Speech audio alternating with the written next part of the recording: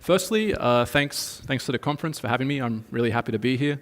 I was here last time talking about Quantum Break, and it's a big change from a big AAA game to my independent company, Convict Games, and our debut, Stone.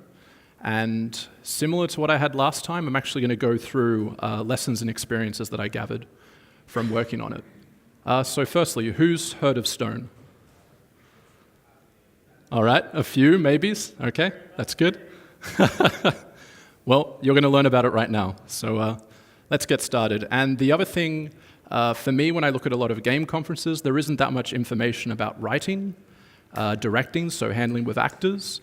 So I really wanted to get into that. So I hope that you can have some good tips of how to actually create better performances for your game as well. So, who am I? I'm an Australian storyteller. For me, I've been very lucky. I've worked on a lot of different projects. And the thing I've learned is it's always about telling a great story. These are a few projects I've worked on. I started in Sydney and I worked on Happy Feet, and the entire time you think the movie's about penguins, but for George Miller, the director of Fury Road, it was all about telling a great kid's story.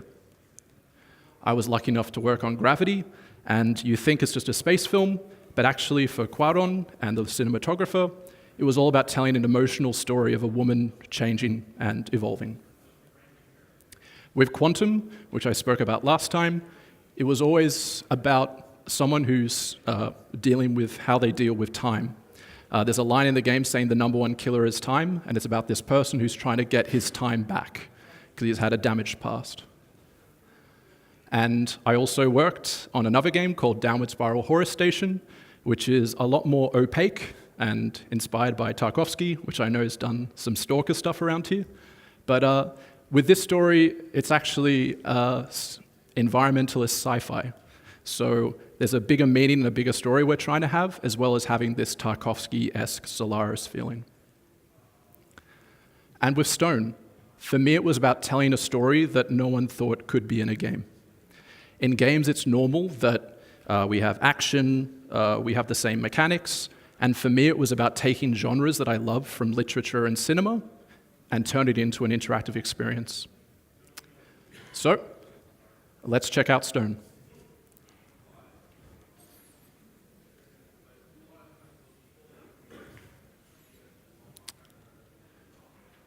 We should have some sound.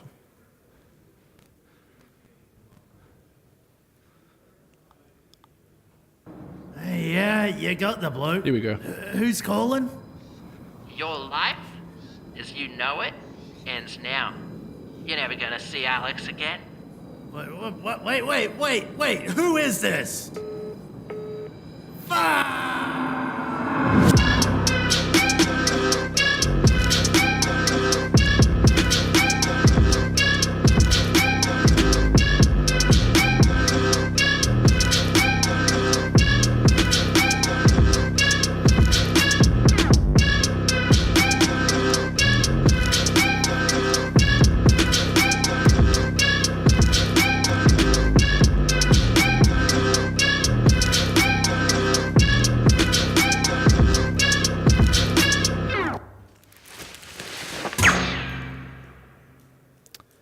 All right, so Stone was built by a tiny team. There was roughly 5 of us. We all worked remotely. I wrote, directed, programmed, produced, selected all the music, selected all the movies, CEO, CFO. It was a passion project from the biggest extent. And obviously, having this much load, I learned a lot about all these things, and that's what I want to share with you right now. So, I've basically broken it down into these 5 stages. If you have any questions about anything else in the game, we can chat afterwards, but for now, I'll keep it focused on these. Writing lessons. So, the biggest thing I learned is how important it is to have a script outline. You hear a lot of writers and screenwriters, they usually say that they just write and they just let it happen and they evolve. When you have a particular budget and you have a timeline, you really need a chart. So I outlined everything. I knew what the chapter names of the game was constantly. I knew what the references were. I knew the gameplay variety. And I also knew I wanted to tell a non-linear story. The game starts with Stone waking up with a horrible hangover, finding that his love has been kidnapped, and the story goes back and you get to see why. And I'll actually show you more of this, but it's so important. If you have a great story that you want to tell, really try to outline it. That way you can test your story. Similar to testing a game, test your story as much. And this is essentially the first prototype. So the next one is editors. You're not looking for people that agree with you, you're looking for people that don't. You really want people that will challenge the story and challenge your work. So in the case of me, I had someone who was probably my best editor that I would never have expected. The entire time they said, this story doesn't work for me, I don't get this part and this part. And as soon as I heard that, I was like, I need to keep talking to you. This way the story will be better, and if I can make the story connect with you, I can make it connect with even more people. So I'd really recommend, even in terms of narrative design or game design, find these allies, find these people that don't agree with you all the time, and you'll actually make your game and your story better. And lastly, write as a player or a designer. This may seem very simple to a lot of people, but for me, working in games for a while, there's a lot of writers that don't play games, and what they write actually doesn't correspond with what we can do. So in order to kind of get ready for that, I'd recommend for you as a writer, don't just write it like a book or like a movie. In the case of Stone, I wrote down every interact. He walks up to the vinyl player, clicks play, music plays, pulls out a cigarette, drinks a beer. I really tried to put all these things in. And also I had the dialogue choices. I had the booleans of how much they could grow and evolve as you play. And I also even wrote down the animations, that way I could scope. So I really recommend when writing, write as a designer. So here's the outline chart. So as you can see, I had this from the beginning. I knew exactly what my tour demo was. I had references like Sin City, The Big Lebowski, Pulp Fiction, the infamous basement scene. And when I had this, I kind of started to get the vibe and the atmosphere.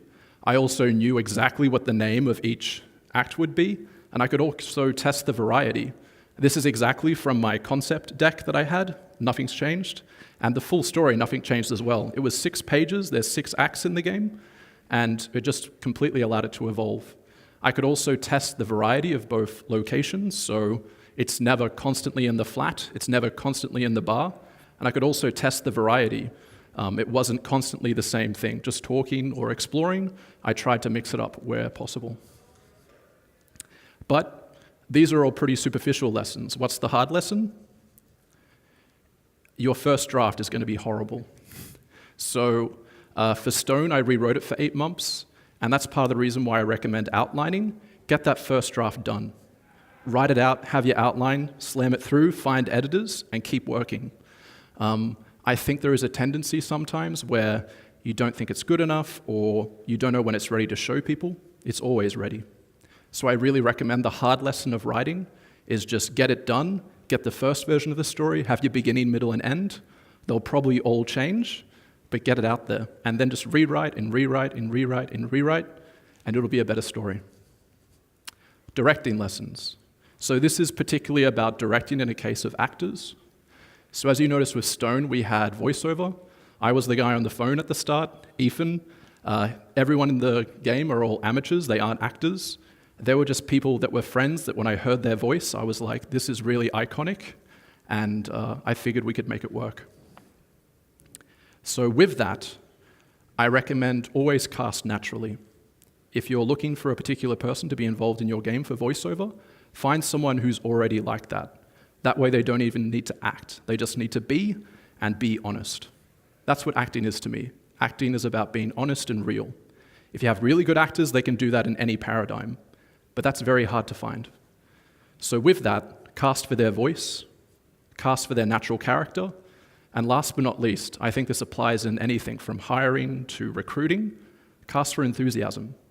If someone is very talented, but they don't care, it's a multiplier, it's 0. It's 9 times 0, it doesn't matter. So everyone who worked on the game loved the game. They loved the story, they were very enthusiastic, and I recommend for you when you're recruiting or casting or anything, always remember this equation. Always judge the enthusiasm. Table read. So the other thing we did with Stone was we really practiced. Stone, as you noticed, it had a lot of Australian accents. I actually made it partly out of Finland. There's not that many Aussies there. So I actually did the voiceover over Skype, and I directed them from midnight until 9 a.m. on a Saturday. It was horrible, but it was the only way I could get everyone into a studio in Sydney to kind of get them all coordinated. But before that, I had separate Skypes where we'd go through the screenplay, talk about the characters, and the key thing I learnt is make it the actor's story, not yours. Every line of the game, every word, I gave it to the actor, and they'd look at it and they'd say, Greg, this isn't me. I don't think the character would say this. We can make this better. And I was always open to that. So the version that they actually recorded in the booth was theirs. They had ownership, they had empowerment, and it made the game so much better. There's plenty of lines I can think of already. I forgot what I wrote. I just remember what the actors wanted to say, and it's so important. I kind of alluded to it already as well, but record as high quality as possible. I think it's easy when you're doing an indie game to be like, audio, we can do it after, we'll do it the cheap way. If you're doing a story game with voiceover, really, really invest in this. It doesn't matter how good your graphics are, how cool the style is. If the voiceover or the performance is bad, it's bad. The other big thing is I really tried to pay a lot of attention to the music as well, and the voice performance is graphics age, but music is forever. Music will stay, it'll show the style, it'll show the atmosphere, and same with the voice. If you choose bad voices, your amazing graphics today, they aren't going to survive, but the voices will. The human voice and music, it'll survive way longer. So really invest in this. I was really lucky, I had a great sound technician I worked with who basically is like, Greg, you need to do this, trust me, like it's really important. And I really recommend it to you as well. So even if you have a tiny budget for your story game, or any game, this is a good investment. It'll age well.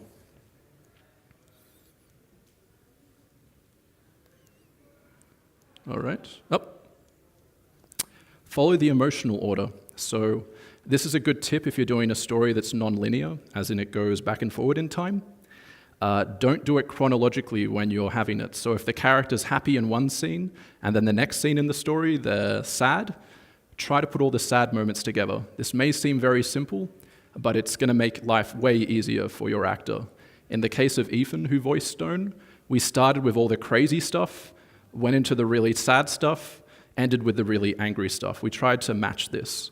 The story didn't follow that order, but we made sure it did. That way we could make it authentic and real, and he could just focus on being in the moment rather than jumping between different scenes and so on.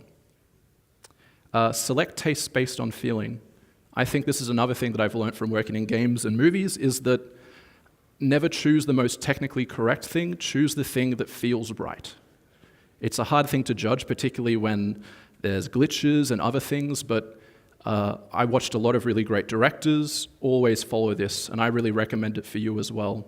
If you have two versions of the same voiceover file, and one of them maybe has a glitch or has an issue, but it feels more real and feels more honest, that's the take. Don't go for the 100% perfect, go for what's more interesting and feeling.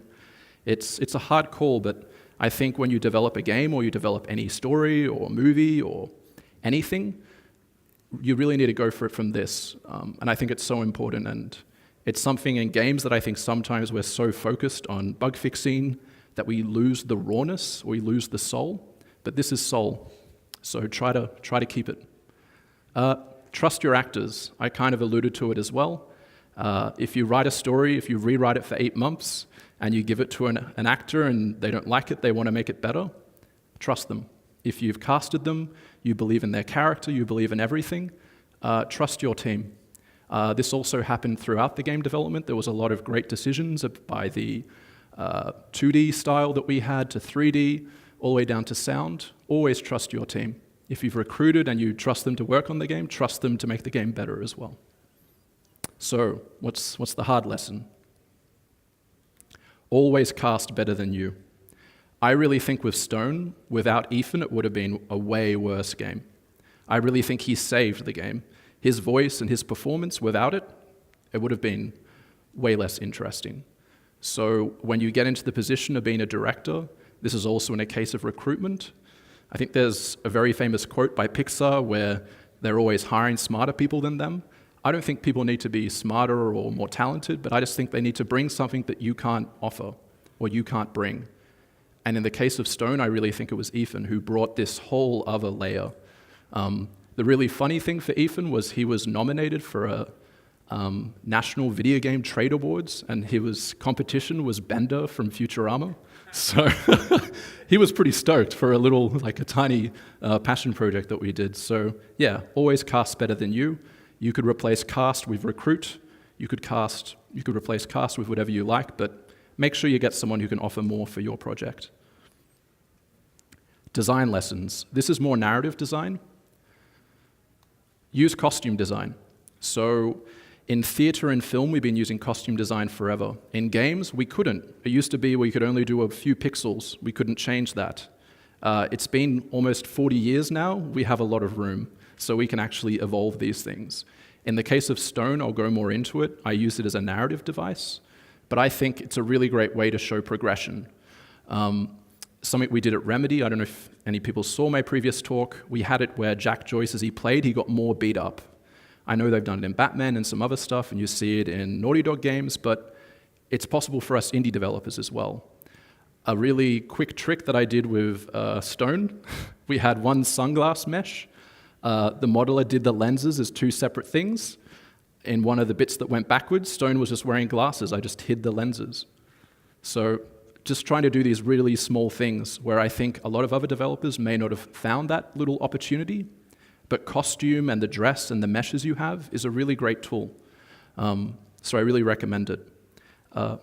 Color grading. Who's here familiar with color grading or what a colorist does in a film? Okay, a few of you. This is a really great technique we should be using more in games. The funny story for Stone was I had the entire game blocked out, had the time travel sequences, they're in full color. I was like, I don't know what to do, I can't build any more environments, how am I going to solve this problem? I went into Unreal, the post-process box, I slid the saturation to 0, it was black and white. That's the power of color. And the moment I had that, all of the time travel sequences made sense, and everyone's like, wow, this is so much better, it's not confusing anymore. And once I kind of used that technique, I just started thinking of, well, how else can I use color? And the role of a colorist in the film is exactly the same. They're looking at how they can use the different colors to make you feel different things. The film Seven is infamous for this. The entire film is just constantly changing colors from green to blue to yellow.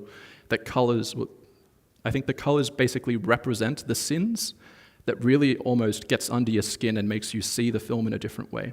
So I recommend with your game, look into post-process, and use these little techniques as well. It's a really great way to tell a better story. And production design. I know in games we talk a lot about environmental storytelling, but I think we can do better. We can do production design. Production design is evolution. It's not just one set that looks cool and has a story in it. It's a set that evolves as the character goes through it. The Big Lebowski has his flat that gets more and more trashed as it goes. I did a similar technique in Stone.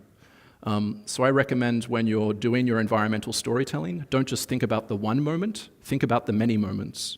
So in the case of Stone, we had his flat was trashed. When it goes back in time, it's clean. He cleans it up a bit, it kind of shifts over. And I think just having that one static, really good-looking environment, it isn't as powerful as having a production that evolves. So go with that path as well. So into some examples. Obviously, this is Chinatown, and that's Jack Nicholson, a really famous noir. In noir, basically, one of the cliches is that the detective always gets usually beat up or has some sort of incident which basically shows they've been scarred by the journey and also they've evolved by the journey. So how could we use this in a game like Stone? Simple. In the case of Stone, he gets poked in the eye. The dude gets a black eye and that sort of thing, and it's just a very simple, quick technique that's a few polygons, which particularly in a non-linear game is perfect because it means that when it's in the past, he doesn't have the eye patch. When it's in the present, he does. So you can use these individual techniques to kind of add an additional layer to your story. I've been into production design, so this is one of the awesome concepts by Ivan, who worked on the project. As you can see, it was a really cool first pass that he did. The colors and the lighting is beautiful.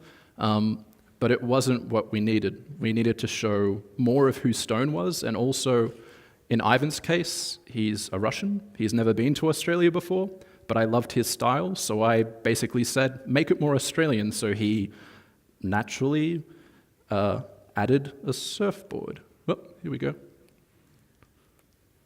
Oh, uh-oh. Let's see if I can go back. All right. He added a surfboard, as you can see down here. He made the flat more trashed. He added more like red middle of the desert lighting. And it shows a lot more evolution of Stone. There's ties hanging on the top, the skateboard on the wall. And once we had these two images, to me it was like, this is perfect. That's the production design. This is where he went. He started in a normal way of life, and he went into this more trashy, stoned, baked, hungover way of life. And it also really helped inspire a lot of the mechanics that we have. In Stone, you can make beats on a drum pad. So you can walk up, and when I saw the drum pad, I was like, that's sick. Like, we're just going to put that in, and it's really cool to have that. So I really recommend, like, if you have a good artist, like, challenge them to do not just the first pass, but also do the pass and the evolution of what the next scene is. It'll make it so much stronger. The hard lesson, if you're doing a story game, it's going to be very difficult because throughout the production, you're constantly going to see that things aren't coming together. You're waiting for the voiceover that doesn't exist. You're waiting for the production design. You're waiting for the eye patch. You're waiting for all these things that haven't been programmed or set up. The best thing I can advise is don't be afraid, is just trust it. Like, trust the process and just keep going, keep pushing through. It's something that I've had happen quite a few times in my career where we'll have a story sequence and everyone's like, oh, this isn't working, it's too slow, players want action, we should just put some XYZ here, it'll help. But the actual answer was always just to let the art, let the mood, and let the atmosphere grow. So if you're on a team and you have a story sequence and you're not sure if it's going to work, trust it. If you had this wonderful vision of having this great sequence, give it time, it'll evolve, and by the end of the project, I'm pretty sure you'll be happy you really have it, because it'll provide like necessary pacing, and also just give the game more of a soul. It may not be a perfect action moment, or it may not be a perfect gameplay moment, but it's going to be something that players will remember. So release lessons. This is something where I switch hats and go away from creative direction and into like releasing a game. I figured these are really valuable for anyone who's working on an independent game or even working on a bigger game. Just some things that I've learned from releasing Stone. Always announce earlier, not later. Building hype takes time. It's pretty simple. In the case of Stone, the plan that we had was, we knew we had a very interesting game. We wanted to announce the game and then quickly let people buy the game. That's not how gamers work. Gamers are used to really long cycles. They're not used to the Beyonce. Obviously now there's Apex Legends, which has changed that up. But we all know that's AAA, that's a lot of money going into marketing and influencers and other things, where I recommend if you're a smaller project, build your community. So for the next games, we'll definitely announce earlier. We won't do this 3-month quick out. It does get some attention, but we also found for us it was really hard to get attention after that. Every platform and locale counts. So if you have the opportunity to be on more platforms at once, in the case of Stone, we released on PC and Mac. We just came out on App Store, so we're on Steam and App Store. And ideally, we could have bundled them all together and had a coordinated PR and marketing. If you can, really think of this. So if you have the budget and you have the time and there's a platform that you'd like to add in, you're only going to get one shot at this. So to make your release as important and as impactful as possible, combine them. And the other thing I learned, don't quarter 3. So next, we released quarter 3 a month and a half before Red Dead Redemption 2. I was like, I'm staying away from that. But what I didn't know is that they release codes a month before. So if you're an independent game that tries to be in front of these games, the press and influencers are already probably playing the bigger game, so they won't have time for your one. So keep that in mind when you're looking at how to release your game. I really recommend you time it, and time it well. So, key lesson, hype takes time to build. I originally had doesn't work for games, and then Apex Legends came out, and it seems to have worked, but I'd really recommend if you're doing an independent passion project, give it some time and let people discover your game through festivals like this and other things. So the key lesson, I said there were 5 big things. The key lesson to me, it's tell a great story. That's all you need to do if you want to create something that people will remember. And I know you're probably thinking that's very vague. How the hell do you tell a great story? And that's something that I've tried to come up with myself. A great story to me is a world, a message, and a question. If your story can answer these 3 key facts, you're telling a great story, in my opinion. If you have a world that the player can escape to, if you have a message for them to take away from your story, and you have a question, a twist, or an added layer of depth, that's what's going to make your story timeless. So the biggest lesson I have for you is tell a great story. And thanks so much for your time and coming along to this talk.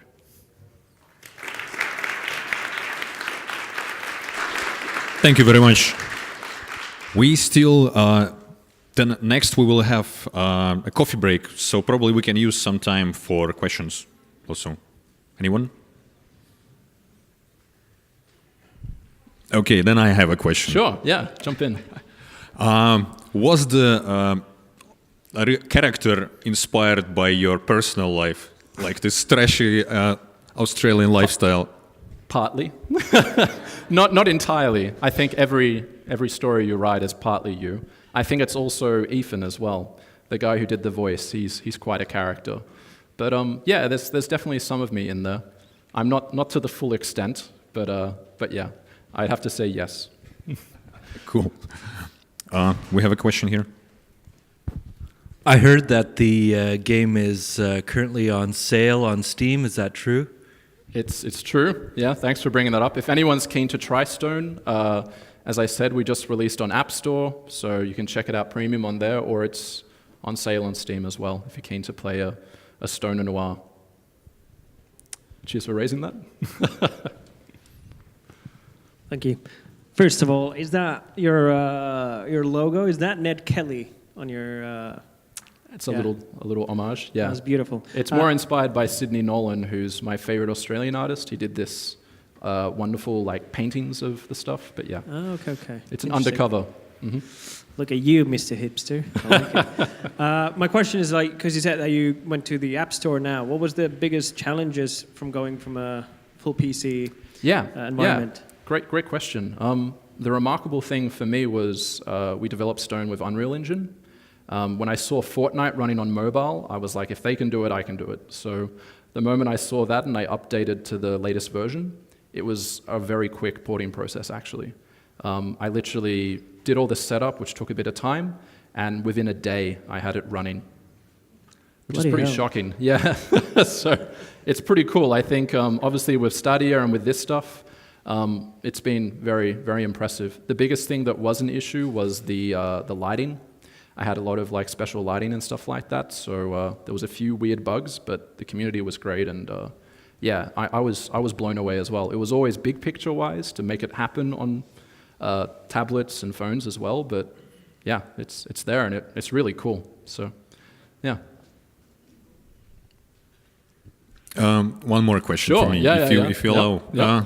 So you have been talking a lot about feelings while developing the game. You use a lot your feelings. How does it? How the character feels, how the voice feels, how the story feels, and so on. Yeah. Before you, we had here on the stage a guy from Wargaming, Svetoslav Tori, who was talking mostly about logic and analysis. I saw that. I thought it was great. If everyone was here for that. So I wanted to ask from you, like, is logical and analysis approach is also part of your work, or you mostly use feelings? I'd say yes. There's definitely some of that. I think you do need some logic. End of the day, you want it to kind of connect with people, and you do need to analyze things, but I'd say up to an extent. I actually had more slides here. Half an hour was a bit too small, but I had all about the concept creation, and that was more the logical side. I was like, okay, like this is I know Big Lebowski, people really love this. I know people love Thomas Pynchon. They love Hunter S. Thompson. They love Fear and Loathing. Why hasn't there been an experience of this? So there was that logic part, but after the logic, I think the end of his presentation would connect very well with this one. This is what I recommend you do. Because if you keep following the logic, in my opinion, you'll lose the soul. It's kind of that thing I mentioned where if you're perfectly trying to follow this logical step, you'll miss out on all the magic. So yeah, I think there's room for both.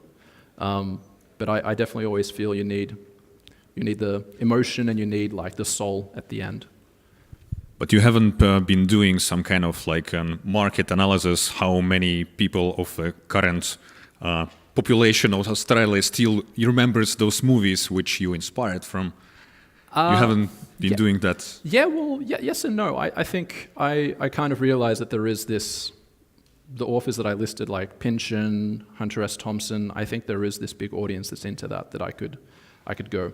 And the other really nice thing that's happened is I've had a lot of people write to me after playing Stone saying, hey, I just read Charles Bukowski for the first time. It's fucking awesome. And I'm like, you're welcome. Or they're like, I'd never seen The Big Lebowski, and people said it looks like this, and this film is awesome. So I think that's the other thing I like with good stories and this soul is that it doesn't have to be apparent. It can kind of, over time, like erode away. And then even for music, all the music here is largely independent musicians that I contacted on SoundCloud and a few friends. And for a lot of them, they've had a lot more people that, even people that probably don't even listen to hip hop that much, they've listened to it. They're like, "Whoa, this is pretty good." So I think it's good. I think it's all connected. Okay, thank you. No. Or we have one more question. Thanks for the presentation. The music is great. I'm a music addict. Oh, great. I don't know if it's appropriate to ask or not, you tell me. But how much was spent on marketing and how sales are going? Sales-wise, it's been slow, to be honest. It is, I'm hoping with the App Store, it'll pick up. The other thing that I've been really lucky with the game is I actually got a grant, which basically, I'm pretty sure in Estonia there must be arts grants as well. I basically, in the case of Convict Games, I founded it with my sister in Australia because I wanted there to be more Aussie game companies, more Aussie story game companies. And as a result, we pitched it to the Australian government and they decided they were happy to provide us with some support, which is pretty amazing when you think of it. And a lot of people are like, how did the Australian government want to support this game? At the end of the day, I guess there is that artistic element to it. So yeah, fortunately, the marketing stuff is being helped by that. But I would recommend if you're a game creator that there usually are these institutions. And I really do think games are art. So you are more within your right to go up to these institutions and say, hey, I'm building this independent game. Would it be possible to have any support? And you'd probably be surprised how welcoming they are. I know that David Lynch's first film, Eraserhead, that was paid for by the American government, I'm pretty sure. So there's a lot of stories of these type of really interesting projects that usually have this backing as well. But fingers crossed for more sales and yeah, jump in on it as well. Hi again. I was just wondering, because you mentioned that you worked in the film industry before. Mm-hmm. Are there certain things you would really want to see brought from the film industry into the game industry, or something you really miss that's not done in the game industry? Yeah, I think it was kind of like that last slide of like production design. The thing that I found I worked in VFX in particular, was that everyone there it wasn't just about the technicality. For some people it was, but I'd say most it was just about telling a great story and about using all the means to do it, and everyone was a really big film buff in that sense. Obviously a lot of people in games are game buffs, but people that are film buffs usually love to read as well, and they like poetry and theater, and it has that more evolution. So for me, I think what I'd like to see as similar in film is more genres. Like, I'm very proud that Stone and Noir, there hasn't been that many games, but that's something that I miss. In film, it feels like there can be a Happy Feet penguin dancing movie, there can be Gravity, a space movie. I really liked Climax last year, this crazy French dance movie. So I think there's like tons of range that I think that's what we're missing. And I tried to put that in the brief of this talk, that there's a lot of genres that haven't been explored. So I guess it's just genre itself. Not every game needs to be a sci-fi or a fantasy. But still to be seen if there's the business, which is a good question. But I'm willing to brave the storm and keep making these type of experiences.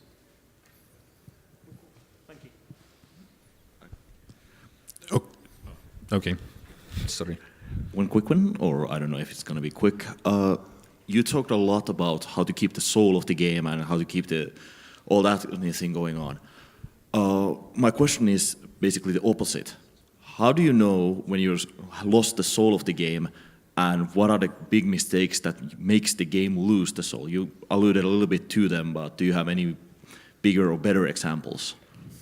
Yeah, it's a good question. For me, it's something that I try even with Stone. Obviously, when you work on a project for a long time, you have these days where you flip-flop. You're like, it's amazing and it sucks, and like this is bad and that's good. I think for me, the question of soul comes from asking yourself why you made the project.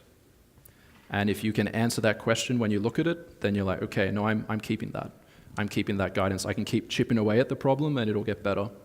I think that it's something that, yeah, it's even in decisions that you make in the game. I think it's a question of, does this really partner up with the vision or does it go against the vision? And I think it's pretty easy in development or any creation that you have those points. So I'd say it's more about just staying true to why you started. And if there's stuff along the way that makes it easier for you to stay true to that, that's awesome. But if there's stuff that maybe makes you veer away too much in a direction, it's probably not the right way. But yeah, that's a very hard question. But it's a good one. It's a good one. But I'd say, yeah, if you have the logic of it and you have exactly what you want to say, just follow it and don't bend and don't kind of go into things if you think it's really going to question it. Thank you. Yeah, no worries. Okay, guys. Thank you very much, Gregory, one more time. Yeah, thank you. Thanks for having me.